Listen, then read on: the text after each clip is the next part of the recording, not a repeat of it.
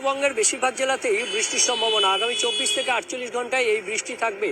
তবে দার্জিলিং এবং কালিম্পং এই দুই জেলাতে বিক্ষিপ্তভাবে বজ্রবিদ্যুৎ সহ বৃষ্টি যেমন তেমনি শিলাবৃষ্টির সম্ভাবনা থাকবে। আগামী দুদিনে প্রায় 3 ডিগ্রি মতো তাপমাত্রা কমতে পারে উত্তরবঙ্গের জেলাতে। তবে দক্ষিণবঙ্গে এখনই তাপমাত্রা কমার সম্ভাবনা নেই। আর যেহেতু শিলাবৃষ্টি হবে এবং তাপমাত্রা কমে যাবে, তাই সিকিমে ও অরুণাচল প্রদেশে আগামী 48 ঘন্টায় তুষারপাতের সম্ভাবনা থাকছে।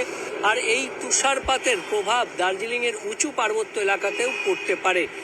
অন্যদিকে দক্ষিণবঙ্গের বেশিরভাগ জেলাতেই আজ মেঘলা আকাশের মুখ ভার বলা যায় এবং দফায় দফায় বৃষ্টি। তবে হালকা বৃষ্টির সম্ভাবনাই বেশিরভাগ জেলাতে।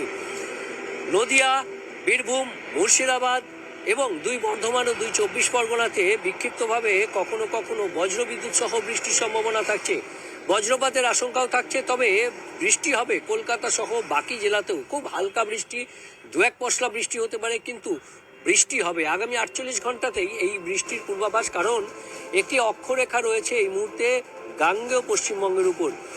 বাংলাদেশে একটি ঘূর্ণাবর্ত, আর সেই ঘূর্ণাবর্ত থেকে ওড়িশা পর্যন্ত একটি অক্ষরেখা গেছে, যেটি গাঙ্গেয় পশ্চিমবঙ্গের উপর দিয়ে গেছে। আর তার কারণে এই প্রচুর সাগর থেকে জলীয় বাষ্প ঢুকেছে। সাগরেও একটি বিপরীত ঘূর্ণাবর্ত রয়েছে। আর এই সব সিস্টেমের প্রভাবেই প্রচুর জলীয় বাষ্প এসে মেঘলা আকাশ তৈরি হয়েছে এবং কোথাও কোথাও একটু বেশি বৃষ্টি, কোথাও বা হালকা বৃষ্টি।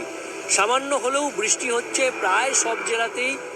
বৃহস্পতিবার, শুক্রবারও বৃষ্টির সম্ভাবনা থাকছে নদিয়া, উত্তর ও দক্ষিণ 24 পরগনা, পূর্ব মেদিনীপুর এবং কলকাতা, হাওড়া, হুগলিতে বৃষ্টির সম্ভাবনা একটু বেশি থাকবে, অর্থাৎ বেশিরভাগ জায়গাতে হবে। বাকি জেলাতেও 2-1 জায়গায় বৃষ্টির সম্ভাবনা থাকবে। অর্থাৎ আগামীকালও কোথাও কোথাও মেঘলা আকাশের যে পরিস্থিতি আজ রয়েছে সেই পরিস্থিতিই থাকতে পারে। কলকাতাতেও এই পরিস্থিতি থাকতে পারে। তবে বেলার দিকে আবহাওয়ার উন্নতি হবে, কোথাও কোথাও আংশিক মেঘলা আকাশ হবে। শনিবার থেকে এই যে অক্ষরেখা এবং যে বিপরীত ঘূর্ণাবর্ত, তার প্রভাব কমবে, আর তার ফলেই আবহাওয়ার উন্নতি হবে। তবে বৃষ্টির পর আবহাওয়ার উন্নতি হলে তাপমাত্রা কি কমে যাবে ভাবছেন? না, আপাতত গাঙ্গেয় পশ্চিমবঙ্গে তাপমাত্রা কমার কোনো সম্ভাবনা নেই। কলকাতাতে রাতের তাপমাত্রা 6 ডিগ্রি সেলসিয়াস বেশি স্বাভাবিকের তুলনায়, 20 ডিগ্রি ছাড়িয়ে গেছে।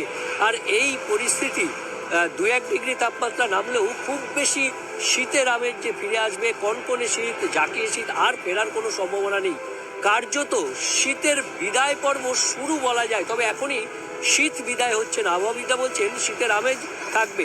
পশ্চিমের জেলাগুলিতেও কিঞ্চিত শীতের প্রভাব আবার ফিরে আসতে পারে। তবে বৃষ্টি শেষ হলেই যে একেবারে জাকিয়ে শীত পড়বে তেমনটা হবে না, আবহাওয়াবিদরা এমনটাই বলছেন। আগামীকাল পর্যন্ত বৃষ্টির সম্ভাবনা। উত্তরবঙ্গের দার্জিলিং এবং কালিম্পংয়ের পার্বত্য এলাকায় বৃষ্টি চলবে। তেমনি আগামীকাল দক্ষিণবঙ্গেরও 6-7 জেলাতে হালকা বৃষ্টির সামান্য সম্ভাবনা থাকছে। তবে শনিবার থেকে আবহাওয়ার একেবারে পরিবর্তন হবে।